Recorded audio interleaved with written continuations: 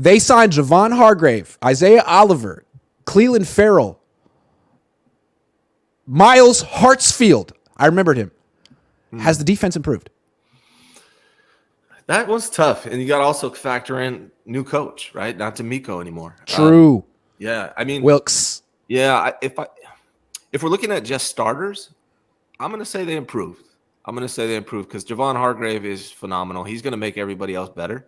I think having Hargrave up front is going to make the linebackers better, the defensive backs better. I mean, losing Jimmy Ward, Emmanuel Mosley, and D'Amico Ryans, tough.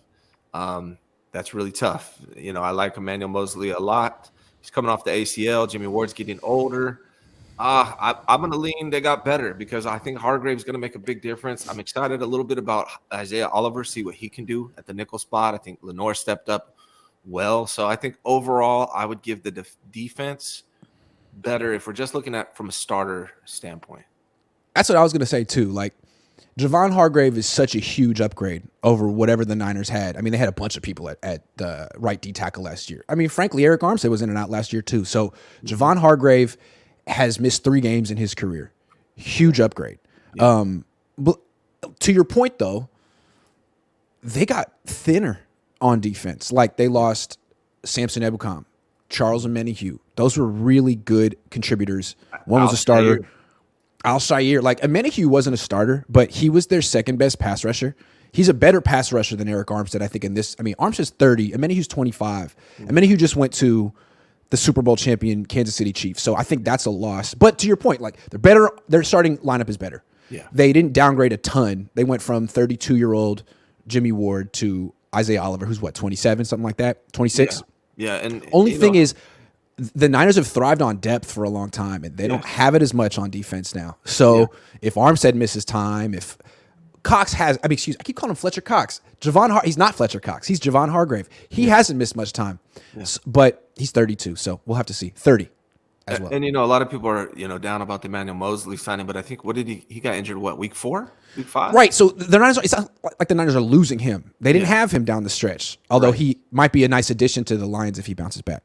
Yeah. No, I think overall, when you're talking about a starting, as long as the 49ers stay healthy, don't get injured, and they can play these guys that are kind of penciled in to start right now, I think they've upgraded. And then there are some definite sophomores that might, contribute, like McCrary Ball might be that linebacker replacement for Al-Shaair. Yeah. So they could be okay. I think the draft and that sophomore group, that's going to make a difference on the depth. So we'll see how they develop. Those guys are all kind of unknown a little bit. I want to say like almost more the sophomore group than the rookies. I mean, the Niners might get 1, 2, maybe 3 contributors who are rookies, but I feel like their whole thing now is to redshirt guys as much as possible. Yeah. And look at what happened last year. Talanoa, it worked with Talanoa. Yeah. It worked with Banks. It worked with Brendel. Mm-hmm. Brendel, yeah. I mean, it's like a 30-year-old redshirt, but that's 3 guys right there, and I'm probably missing one. Yeah, and on the defensive side, if Drake Jackson, Lenore. Lenore. And I expect Lenore, it's 4. Jackson, he's a sophomore. And I expect him to make a jump. He's going to be in that weight room, I imagine, and he's going to be a contributor. So who could it be this year? Drake Jackson needs to be him. Ty Davis Price and Danny Gray, one of you, please. Yes. I have more faith in Danny Gray. I didn't see anything I liked from Ty Davis Price, but Danny Gray was making. Yes, and Burford has to make a jump because he was okay at guard last year on the offensive. I know we're talking about defense, but on the offensive side, he was okay at guard. But I don't know if they plan on moving him out to right tackle or what. But either way, he's gonna have to be improved. Also, Brock Purdy, bro, they need you. Yeah. They really do. The defense has improved, but actually, it's not that much better than it was last year. It was the number 1 defense in the league last year, and they added Javon Hargrave. They sacrificed some depth. It may not be the number 1 defense in the league this year, or it might be. It's going to be tough to be better than it was last year. But it is still very good, and it might be better than last year.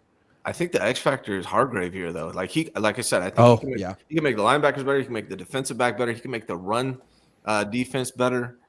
He can make the pass rush better. So he could be instrumental. They could be better. It's good. Yeah, agree. It's going to be very interesting to see how the Niners use Hargrave, because if you go and look at how he's been used in his career, really the last couple of years in Philly, he's had a ton of success. He's been in a rotation. He has played. He doesn't miss games, but he doesn't play 75% of this. He doesn't play 1,000 snaps a season. He plays about 65 to 70% of the snaps. He's never played more than 68% of the snaps in a season. So the Niners, they use a rotation too, but they don't really have the depth anymore. And like Arm said, Bosa, these are guys who've been playing about 75% of the snaps for the Niners defense. So Hargrave, for what they're paying him, you're probably going to have to step it up. And again, he's 30. Like, this isn't stuff he did in his 20s. Yeah. So really good player, but he's going to be used a little bit differently here. He's going to get more attention. Still a great defense, though. Yeah, I think Wilkes is the X factor. What is Wilkes going to do differently? Because the Niners, I don't think D'Amico did that much differently from what Saleh was doing. He was coaching under Saleh. He watched Saleh. He might have tweaked a couple of things or had a few different things he liked to do. But Wilkes has his own, I mean, frankly, he's been doing this a very long time. He has his own format. Yeah, I anticipate more aggression, seems like, from his history. He's more likely to blitz. He's more likely to play aggressively. And not only that. Because D'Amico would just hang back in games where he had no pass rush and be like, well, I'm just going to let my front four do it. Like, no, man. Yes, and you could generate some. From a standpoint, from watching the excitement level of being aggressive on defense, I like it. Right, I know it can be a little risky at times, but I think Wilkes is going to be more aggressive as long as Kyle lets him be. Who knows how much control Kyle's going to have over that. I think there'll be less man-to-man coverage, though. I think there's going to be less aggressive coverages, but more aggressive pressures. I do agree. Yeah, I think that's a good combination. I kind of like that from a defensive standpoint. But I think one thing we're really learning, and we already knew it, but it seems like we're learning it more and more, is that how in control Kyle Shanahan is, right? We learned it in the press conference with John Lynch about personnel decisions. We learned it when they were hiring a defensive coordinator, how important it was that Kyle, that they ran the similar type of defense, didn't switch things up. So I think we're learning more and more how much this is Kyle's team, right? He kind of controls everything. So I know Wilkes is more aggressive. Hopefully Kyle lets him do that. I'm not sure if he will or not, but we'll find out. Ace Nong 29 says is a new member. Yeah, thanks. Ace Nong. Give a little Ace Nong. What we got here? Rajbir Samra says, which model is better, continuous relevance like Niners or 1 to 2 years of relevance followed by 5 to 6 years of irrelevance like the Rams? Ooh, see, hold on. I think Rajbir kind of is trying to set us up to give us one answer. What you call the Rams in relevance, I call a Super Bowl victory. See, that's what I think is kind of interesting about new age Niner fans. They just sort of equate Super Bowl losses with Super Bowl wins. NFC Championship appearances with Super Bowl wins. It's like, hey, it's fluky. At least they were in the dance. Like, yeah, but these are the 49ers, man, not the Detroit Lions. I'll take hardware. Yeah, I'll trade 5 years of irrelevance for one Super Bowl. I will. That's my mentality. Yeah.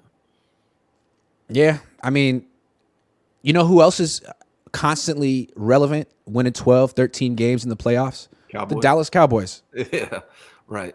Yeah, I mean, they're a national joke, right? Like, Stephen A. Smith makes a living making fun of that team. And really every national analyst agrees that team is going nowhere, and they're silly.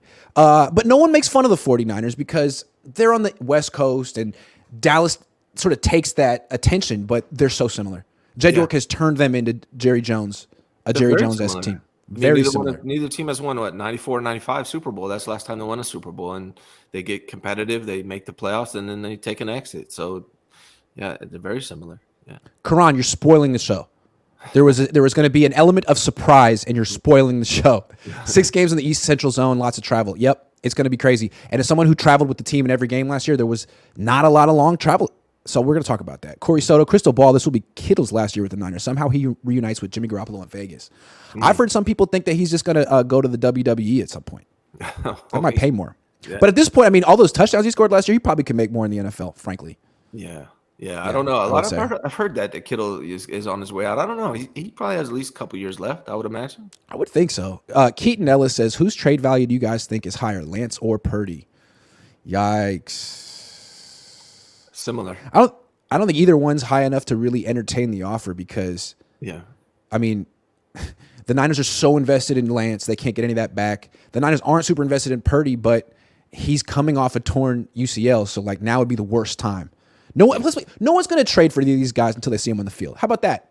No one's going to trade for Trey Lance until they see him on the field. He's coming off a serious injury. And if you're talking value, I mean, look at what you spent for Trey Lance to what you would trade him for versus what you spent for Brock Purdy to what you trade him for.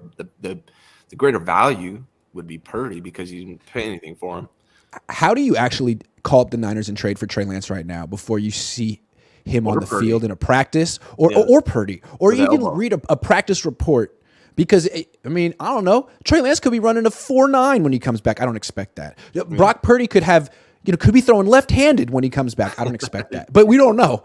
Right. If I were a team, I'd at least like to have a report or some eyes on the finished product of that rehab. Yeah.